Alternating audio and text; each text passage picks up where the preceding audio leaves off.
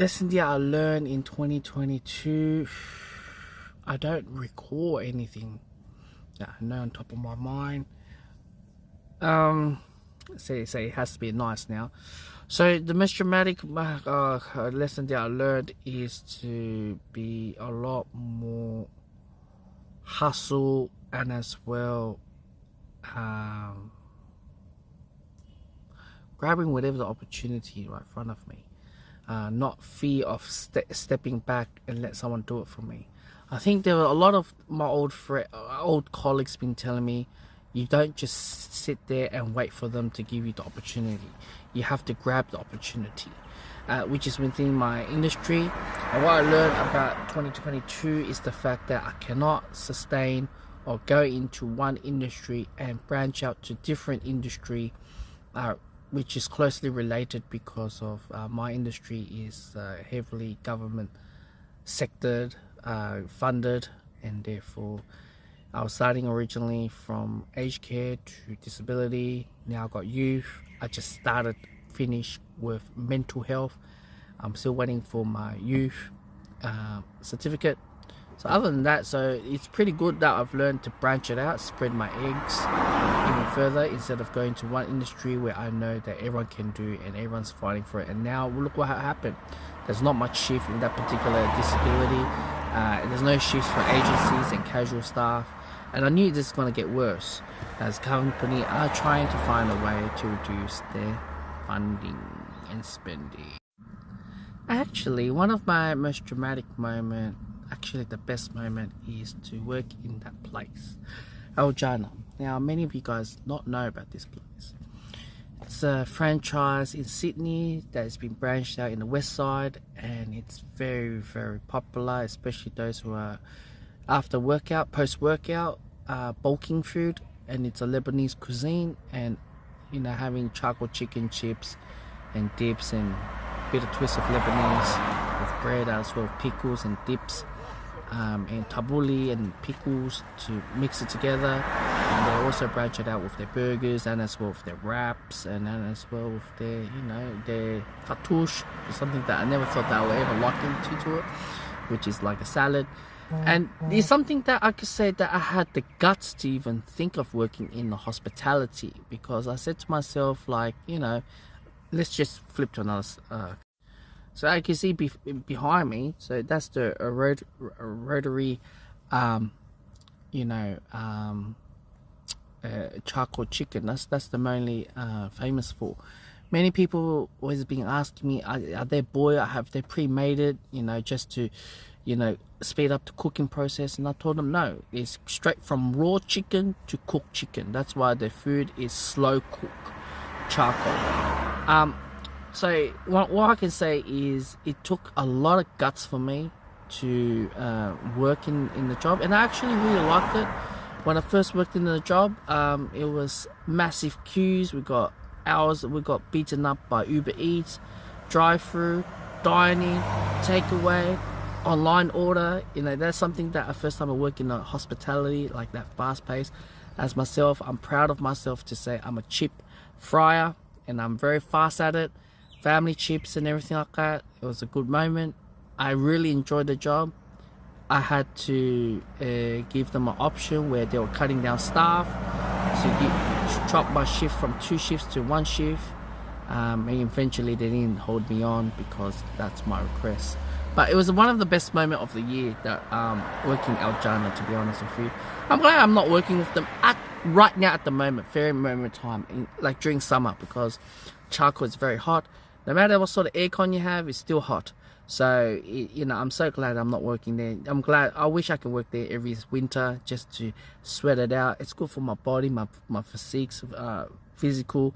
I never thought my body can ever handle that. Having protein shakes left, right, and center. So that's about it. I like the job.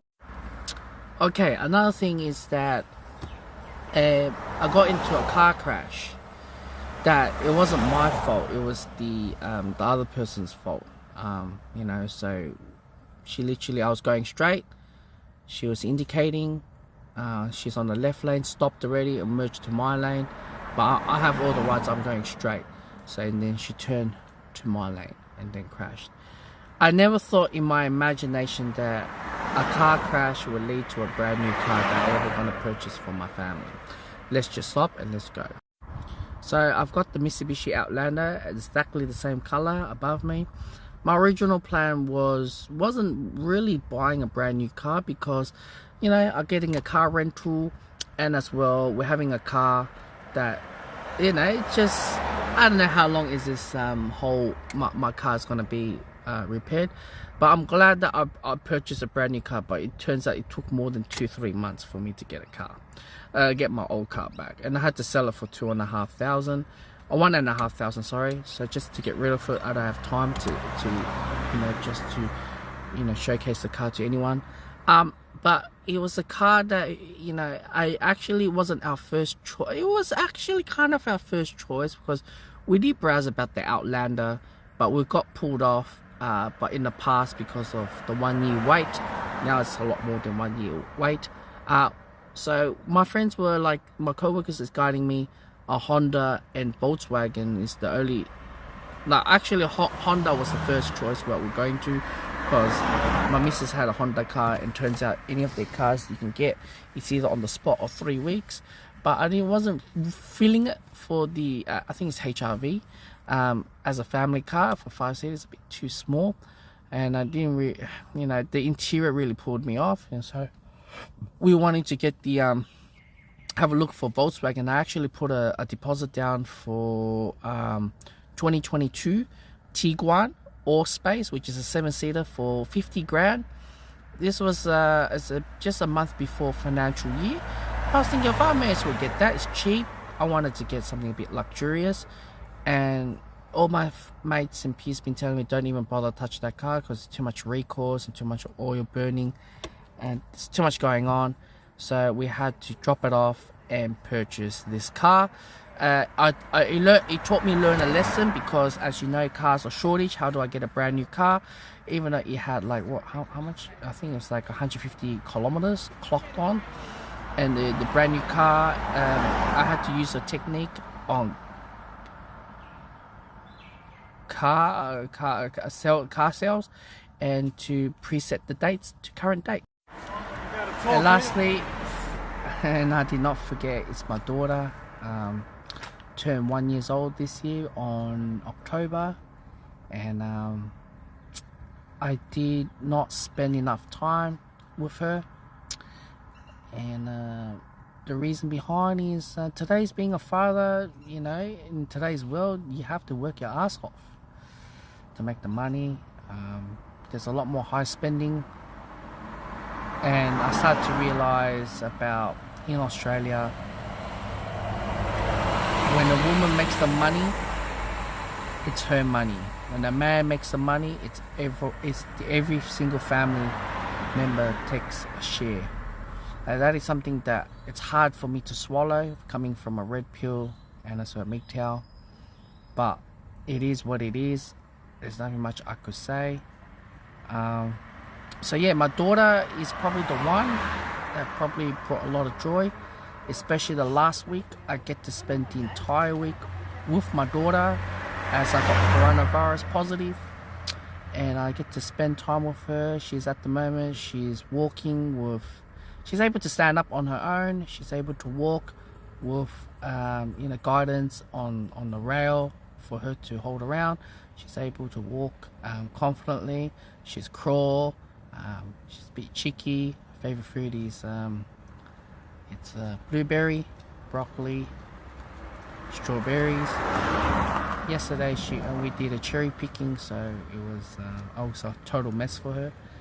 But yeah, she's one thing that really surprised me at night is she does not like to have any blanket on her. Even if it's winter, even if it's like 8 degrees or 7 degrees at night, she doesn't like, she gets heat up too quickly. And she likes to go around with our parents, like, you know, we have parents to look after her parents. And we have, you know, for us it's like a zoo at night. She's been climbing over like commando style, so at night it's like that. So it's enjoyable, just in that regards. You know,